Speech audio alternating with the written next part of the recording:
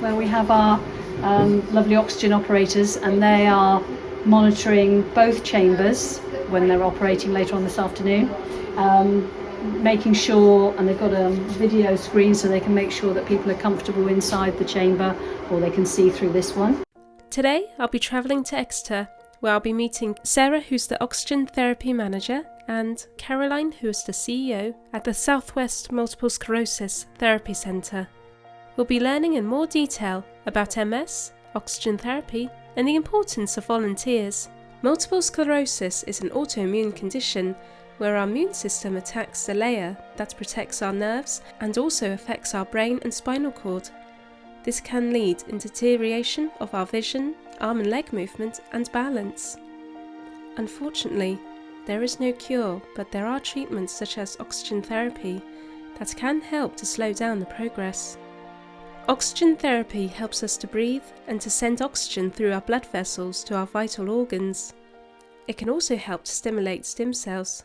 We do have volunteers who come in, week out, and we're looking for at the moment people to support us with the oxygen therapy sessions, because it's a nice volunteering opportunity for those who have the time, maybe half a day a week, because they can really get involved in the technicalities of the oxygen therapy, but it's also a people job as well, and understanding those who come to us for oxygen therapy, which initially can be quite a scary thing, because you don't really know what you're going to be coming into. But actually, for those people who come back week in, week out, really value the relationship they build up with their oxygen operator. It's a really lovely place to work and to volunteer. Everyone's really friendly. Lots of our members bring in cakes and biscuits for us all, which is quite dangerous but lots of fun. It's a beautiful place to work. Everyone's really friendly. We get to know quite a lot of our patients really well. We see people who come in every week, some people come in every day, so you get to know them quite well, which is really nice. And my favourite bit that I've had so far is getting people from induction, so people who've never been here before. They're very nervous, sometimes people who are going through other treatments elsewhere, so they're not very well, and I get to sort of show them how it's going to be, do a really gentle induction, and then they go onto a full treatment plan, so they're in here maybe 3 times a week, and they're really happy and comfortable, and they're saying that they're feeling big improvements. So that's a really nice thing to sort of see go the way through. Oxygen therapy helps by increasing the concentration of the same oxygen we inhale. The therapy involves 98% of oxygen for 1 hour under pressure. This helps to increase the level in both tissues and cells of the body, as well as improving our well-being and healing. Many people have found that oxygen therapy has helped them with symptoms such as muscle control, fatigue, and healing damaged tissue. We run all our sessions that are an hour, and then there's a little bit of extra time because you have to get them down to a certain depth and then bring them up from that depth in a safe, controlled way. So we always say it's about 1 hour and 15 minutes for the treatment, and then a little bit of time to get in and out of the chambers and make yourself comfortable. So we always ask our members to allow 1 hour and a half to be here, but the actual time that you are under pressure is an hour. Some days we do slightly longer, some days we do a bit less, but it's roughly 8 treatments in a day. Now in the oxygen therapy room, and we've got 2 oxygen therapy chambers here, one that will seat 2 people and one that will seat 7. And the control panel is here, where we have our lovely oxygen operators, and they are monitoring both chambers when they're operating later on this afternoon, making sure, and they've got a video screen so they can make sure that people are comfortable inside the chamber, or they can see through this one if you want to have a look in here. So here we are, people sit in there and breathing oxygen almost at 100% purity, and they can be also, the door will be shut and they can breathe the oxygen under the pressure when the chambers are pressurised, which increases the uptake of oxygen in the blood. So it's a tight fit area here, but the oxygen operators do really well. So this is the other one I was talking of, which will seat 7 people. And here's the mask that people wear when they go in, and then they're connected up to those tubes.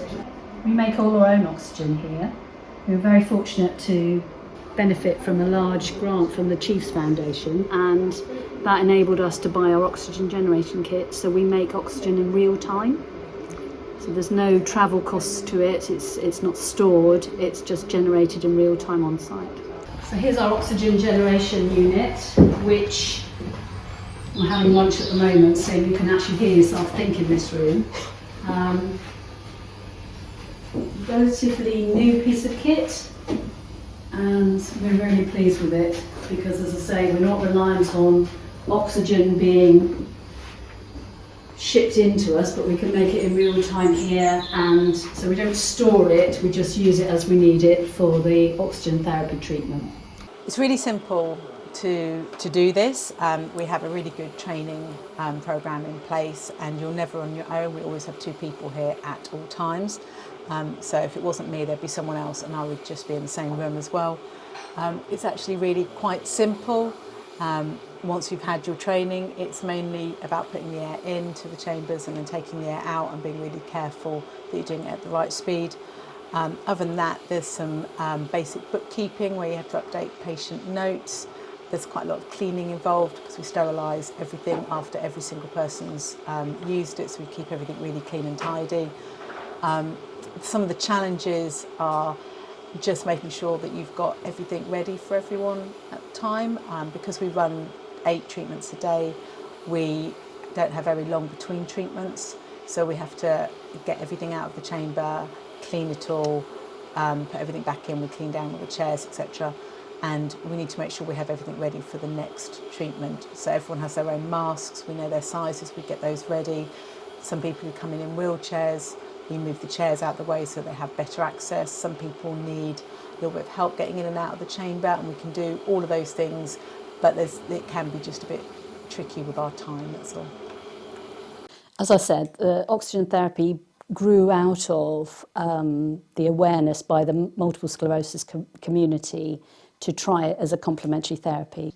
It's very individual, and we make no claims that things will work for them, but it's evident to me by the number of people who come back week in, week out, and have done for a number of years, that they really value the service that we offer here. After my time with Southwest MS Centre, I've learned that it was fascinating visiting the MS Centre and meeting the team who work so hard to support their members. It fills me with joy knowing that everyone are not only achieving to live full and active lives, but they're also forming small communities where everyone is welcomed and grows together in confidence, supporting each other into their next step of their personal journey with MS. If you'd like to be involved with Southwest MS Centre, you can visit their website and social media channels. If you and your charity like to be involved with Charitable Waves, you can send an email to my website on rebeccahorton.com. Please like and subscribe for more episodes. Every community has a story. Everyone has a voice. Together, we can achieve anything.